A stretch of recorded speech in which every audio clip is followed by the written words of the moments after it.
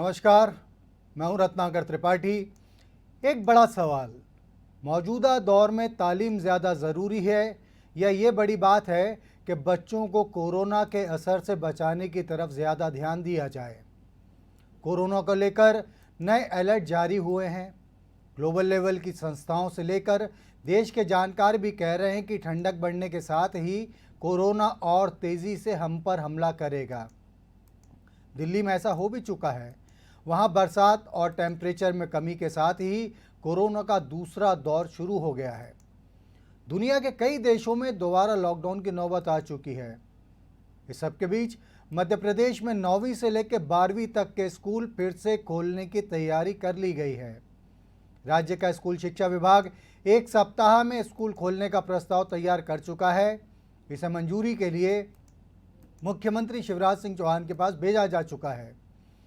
तो क्या शिक्षा महकमे को इस बात की पूरी तसल्ली हो चुकी है कि कोरोना बाकी कहीं भी अब खतरनाक हो, लेकिन स्कूलों की चार दीवारी के भीतर उसका कोई असर नहीं होगा? जानकार कह रहे हैं कि दिसंबर से ला नीना फैक्टर के चलते राज्य में ज़बरदस्त ठंडक होगी। कोरोना के प्रसार के हिसाब से मौसम का रूप उसके लिए मददगार होता है। फिर भी स्कूल खोले जाने का निर्णय लिया जाना समझ से परे है। तब जबकि सारे स्कूलों में ऑनलाइन पढ़ाई चल रही है, ऐसे समय में कोशिश किसी भी लिहाज से सुरक्षित नहीं की जा सकती। तो चलिए करते हैं इसी अहम मुद्दे पर चर्चा। सबसे पहले पूरे मामले पर डालते हैं एक नज़र। कहते हैं कि खेलोगे कूदोगे तो बनोगे खराब और पढ़ोगे लिखोगे तो बनोगे नवाब। ऐसा पढ़ाई के महत्व को बताने की गरज से कहा जाता है। लेकिन मध्य प्रदेश में इसी पढ़ाई के नाम पर लाखों बच्चों की सेहत को खतरे में डालने की तैयारी कर ली गई लगता है। कोरोना के फिर पीक पर आने की पूरी शंकाओं के बीच 9वीं से लेकर 12वीं तक के स्कूल खोलने का प्रस्ताव शिक्षा विभाग ने मंजूर कर दिया है। हालांकि इस पर अंतिम फैसला मुख्यमंत्री शिवराज सिंह चौहान को लेना है, मगर विभाग की इन कोशिशों को लेकर सवाल उठने स्वाभाविक हैं। अब एक स्टडी पर ही गौर करें। IIT भुवनेश्वर और एम्स के शोधकर्ताओं ने मिलकर की गई स्टडी के बाद कहा है कि सर्दियों में कोविड-19 के संक्रमण की रफ्तार और तेज़ हो सकती है। स्टडी की माने तो 1 डिग्री सेल्सियस तापमान की वृद्धि के बाद संक्रमण के मामलों में 0.99% की गिरावट आ सकती है। साथ ही केस के दोगुना होने का समय 1 से 13 दिन तक बढ़ सकता है। हम बता दें कि इसी साल अप्रैल और जून के बीच 28 राज्यों में कोरोना वायरस के प्रकोप और ऐसे मामलों की संख्या को ध्यान में रखकर स्टडी की गई थी। यानी तापमान में गिरावट कोरोना के फिर सिर उठाने की बड़ी वजह बन सकता है। इसके बावजूद स्कूल खोलने की रिस्क लेने के पीछे वजह निश्चित ही कई आशंकाओं को बता रही है। भोपाल से डॉक्टर भुवनेश्वर गर्ग हमारे साथ फोन लाइन पर जुड़ चुके हैं। इसी विषय पर सेहत के लिहाज से उनसे बात करेंगे। डॉक्टर गर्ग, स्वागत है आपका इस कार्यक्रम में। नमस्कार करता हूं सबको। डॉक्टर गर्ग, पहले की भी हमारी चर्चाओं में आपने इस बात को प्रमुखता से कहा है। दो चीज़ें आपने हमेशा कही कि कोरोना का असर अभी भी कायम है, और दूसरा आपने कहा था कि जैसे जैसे टेम्परेचर गिरना शुरू होगा वैसे वैसे इसके केसेस और इंक्रीज हो सकते हैं। इन सारी चीज़ों के बीच में स्कूल शिक्षा विभाग ने एक ये प्रपोजल तैयार किया है कि 1 हफ्ते के अंदर राज्य के 9वीं से 12वीं तक के स्कूल खोल दिए जाएं।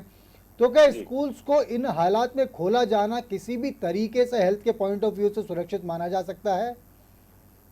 नहीं, मैं बिल्कुल स्पष्ट ये बात पहले भी कई बार आपके चैनल पर कह चुका हूं और लगातार कह रहा हूं कि हमें बिल्कुल जल्दबाजी नहीं करनी चाहिए।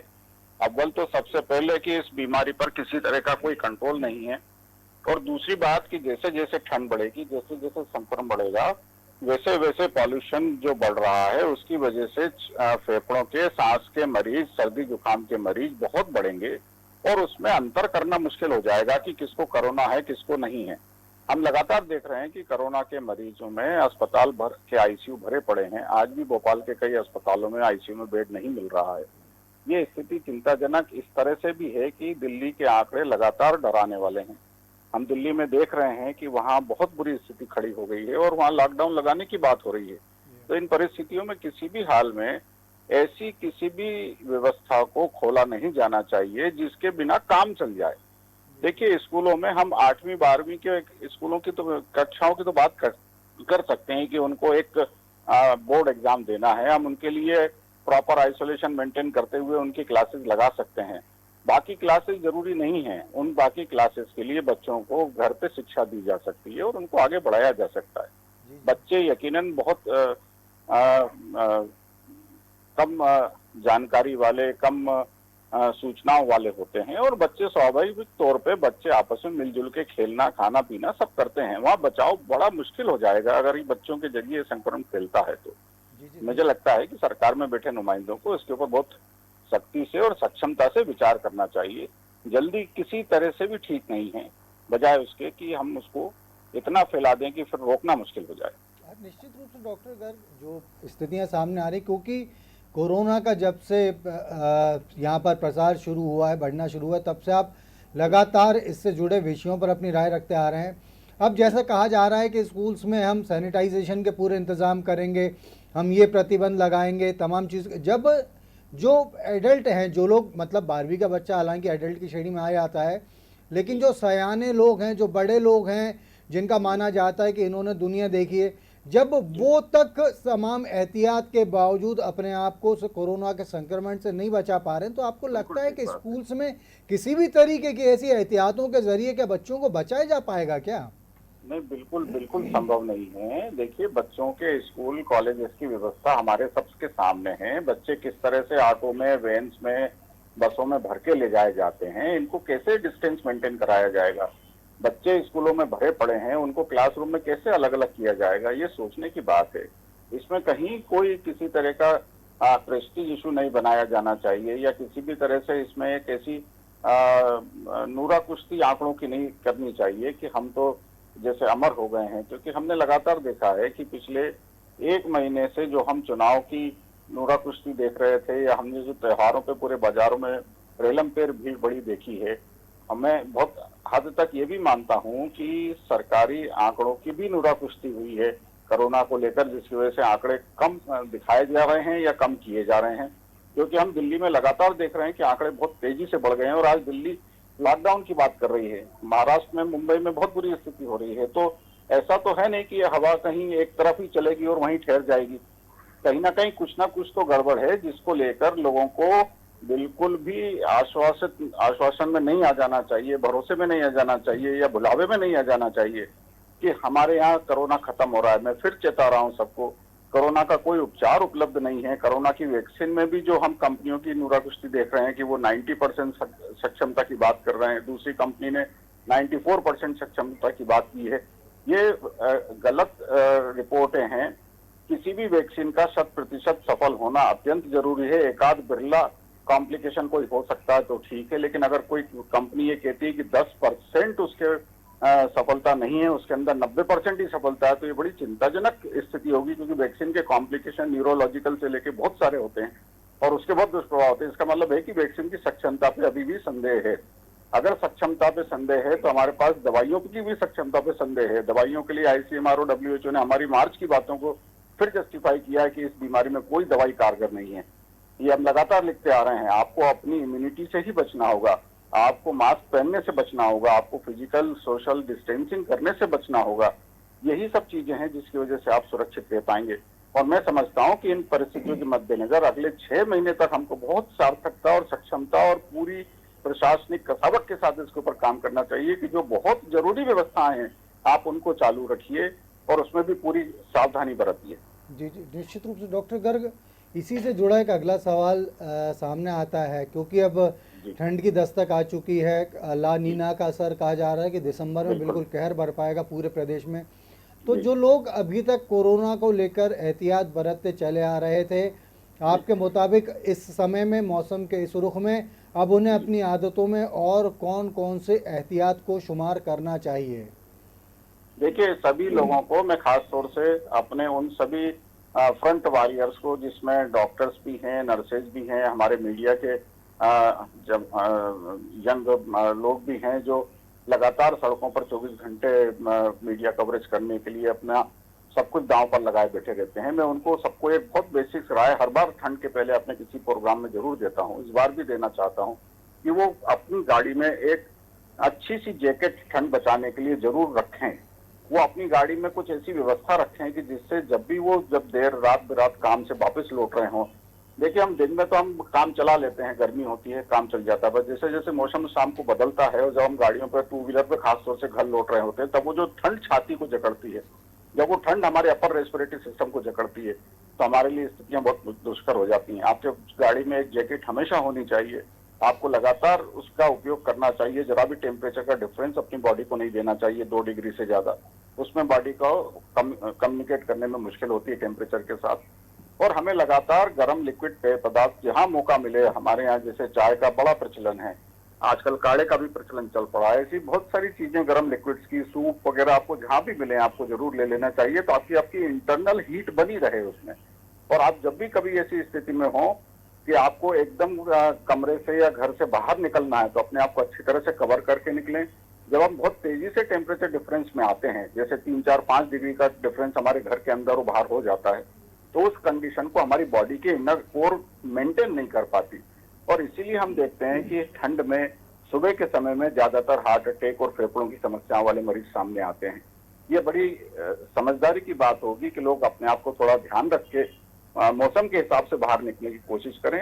अगर आप ठंडे एरिया में जाने की आपको जरूरत पड़ रही है, तो अपने आप को अच्छे से कवर करके जाएं। जी जी, डॉक्टर भुवनेश्वर गर्ग, इस तमाम बातचीत और जानकारी के लिए आपका बहुत बहुत शुक्रिया।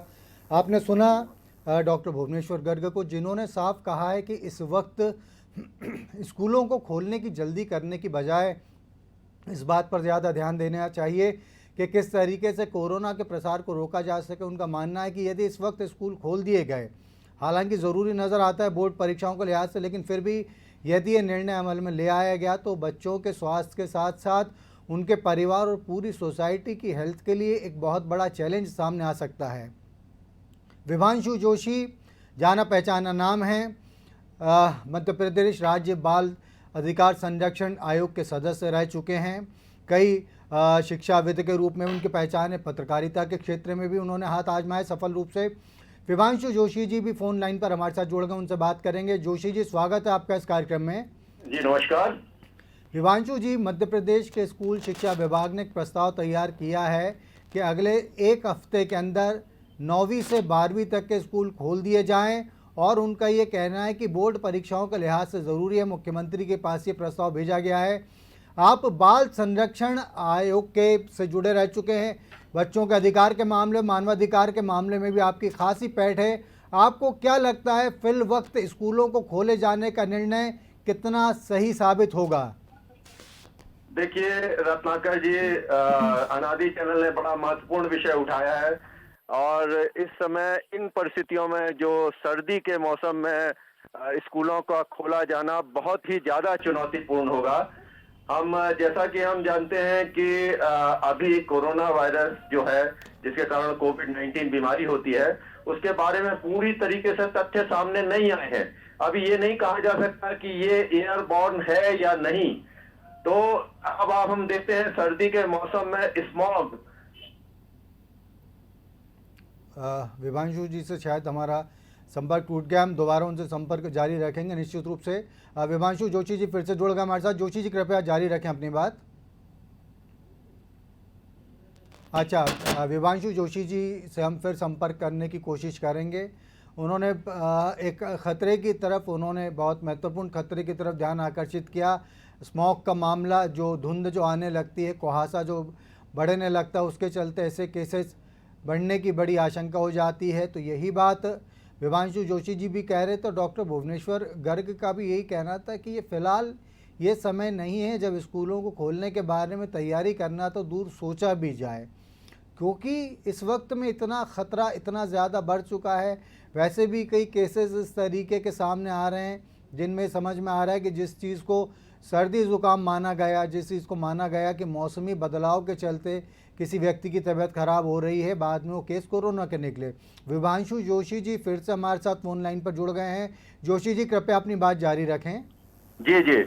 तो एक तो जैसा कि मैंने बोला कि स्मॉग होता है, मौसम में नमी होती है, पर्यावरण खराब होता है सर्दी के मौसम में स्मॉग की वजह से पर्यावरण, तो वैसे भी सांस की तकलीफ लोगों को होती है। तो ऐसे में कोरोना का संक्रमण उनके लिए खतरनाक हो सकता है।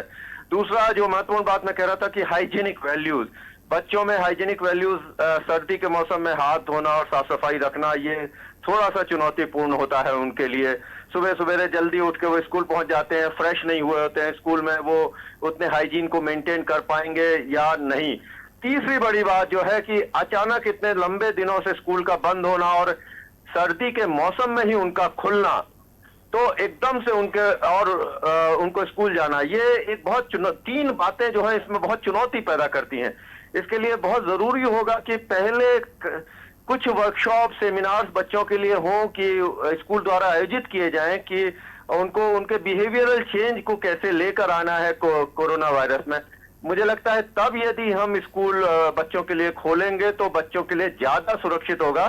ये सर्दी के मौसम का जो दौर है, ये कोरोना के लिए, बच्चों के लिए अनसेफ हो सकता है, ऐसा मेरा निजी तौर पर मानना है। निश्चित रूप से। और विवांशु जी, जब हम देख रहे हैं कि इतने आपने जुलाई से लेके अब तक जो आपका सेशन चलता था नॉर्मली, आपने ऑनलाइन पढ़ाई करवाई स्कूल्स ने, इसके पहले स्कूल्स ने भी, बच्चों ने भी उस पढ़ाई में इंटरेस्ट लिया, उसके कुछ अपने साइड इफ़ेक्ट्स हो सकते हैं, लेकिन क्या वो साइड इफ़ेक्ट इतने ज़्यादा ख़तरनाक हैं कि आप बच्चों को एक ख़तरे की तरफ झोंकने के लिए तैयार हैं? बच्चा, आपने जैसे कहा कि हाइजीन मेंटेन नहीं कर पाएगा, घर में तो माता पिता या जो बड़े होते हैं वो समझा बुझा के इस तरीके की चीज़ों में रोक देते हैं बच्चे को, ये नहीं करो वो नहीं करो, लेकिन एक बार स्कूल में एक बार फ्री माहौल हो जाए और जहाँ पर सारे के सारे दोस्त, और एक वो एज भी वो होती है जिसमें इस तरीके की चीज़ों को वायलेट करने बड़ा मज़ा आता है, तो ये खतरा तो बहुत ज़्यादा बढ़ जाएगा। सरकार को इस दिशा में क्या करना चाहिए स्कूल खोलने से पहले, ये हम आपकी राय ज़रूर जानना चाहेंगे।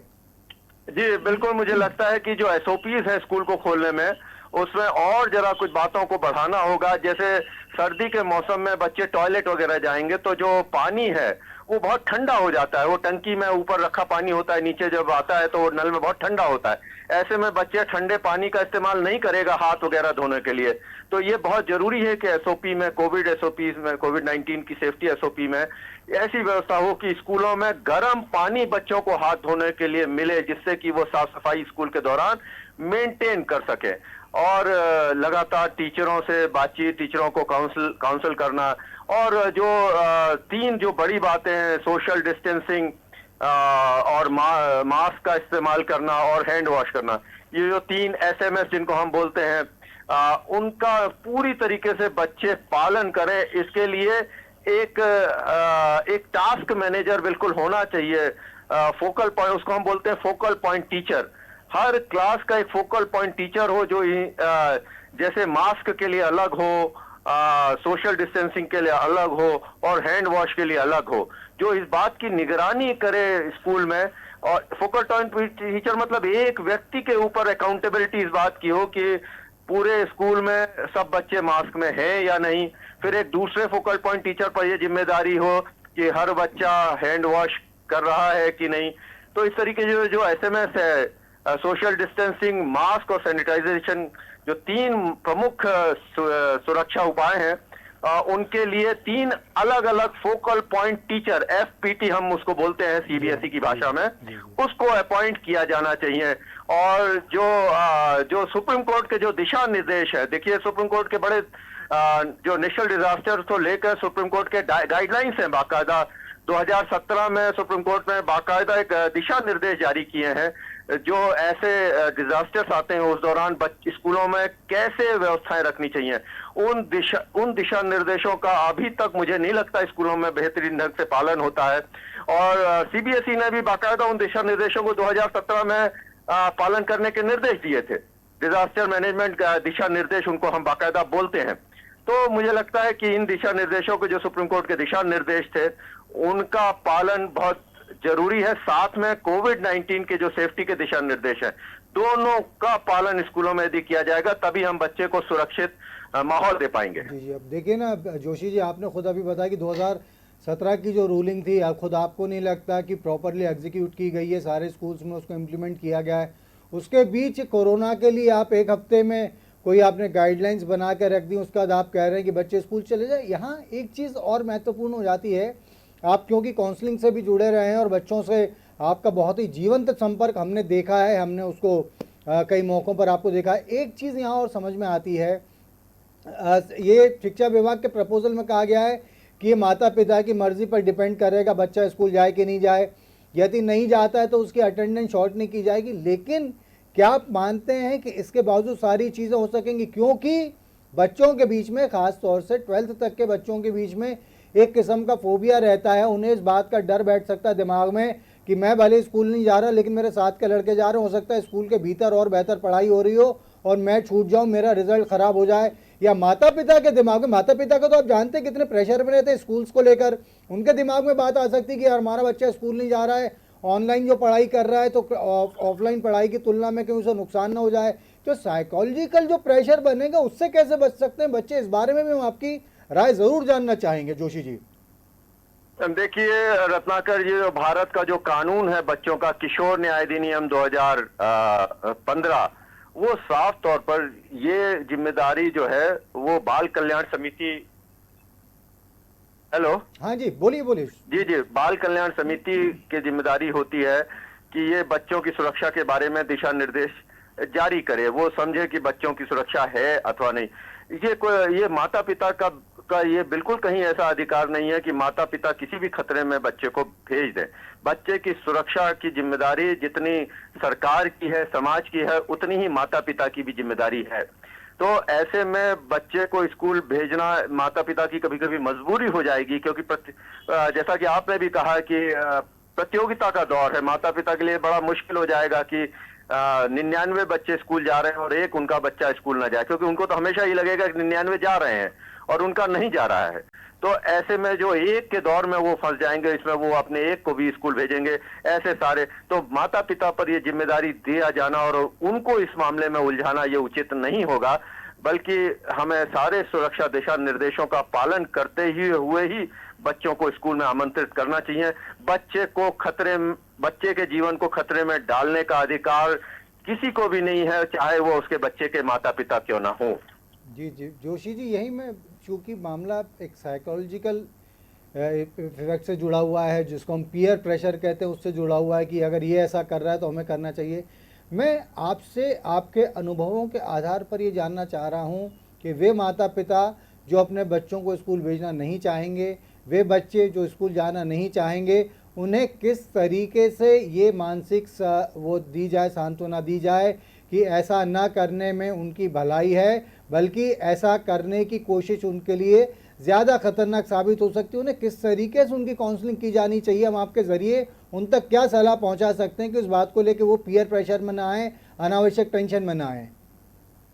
देखिए ये बहुत महत्वपूर्ण विषय है। माता पिता को समझना होगा कि बच्चे का जीवन उसके भविष्य, जीवन होगा तो भविष्य होगा, जान होगी तो हम जहान का आनंद ले पाएंगे, यदि जान ही नहीं होगी तो जहान का आनंद हम कैसे ले पाएंगे। और दूसरा मुद्दा यह है कि बच्चा यदि ऐसी कोई भी बीमारी से बचपन में ग्रसित हो जाता है तो वो आने वाले पूरे जीवन के लिए वो बीमारी उसके जीवन के लिए संकट बनी रहेगी।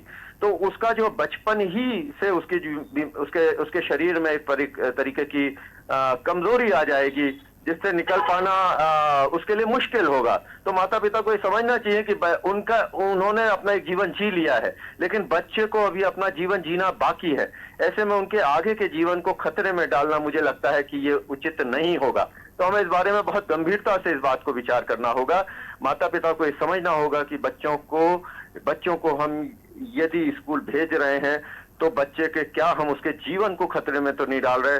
भविष्य बनाने के और भी दूसरे अवसर मिलेंगे, लेकिन जीवन बचाने का ये एकमात्र अवसर है जिसका इस्तेमाल माता पिता को जरूर करना चाहिए। जी जी, विभांशु जोशी जी हमसे बात करने के लिए, अपना समय देने के लिए आपका बहुत बहुत धन्यवाद। तो आपने सुना विभांशु जोशी जी का, जिनका कहना है कि ज़िंदगी रहे वो ज़्यादा ज़रूरी है। इस वक्त बाकी सारी चीज़ों से ज़्यादा आवश्यकता इस बात की है कि बच्चों की एहतियात का ध्यान रखा जाए। माता पिता इस बात को समझें कि बच्चे की ज़िंदगी उनकी खुद की ज़िंदगी, और एक पूरे स्वस्थ समाज को, एक ऐसे समाज को बनाना बहुत ज़रूरी है जो कोरोना से मुक्त हो, जो कोरोना के ख़िलाफ़ अवेयर हो, जो कोरोना के ख़िलाफ़ एकजुट हो, जो कोरोना के ख़िलाफ़ तमाम एहतियाती इंतज़ामात को अपनाकर आगे पूरे समाज की, पूरे देश की, पूरे राष्ट्र की और पूरे विश्व की सुरक्षा की दिशा में आगे बढ़ सके। आज के कार्यक्रम को यहीं समाप्त करने की इजाज़त दीजिए। आपसे फिर मुलाकात होगी, तब तक के लिए नमस्कार।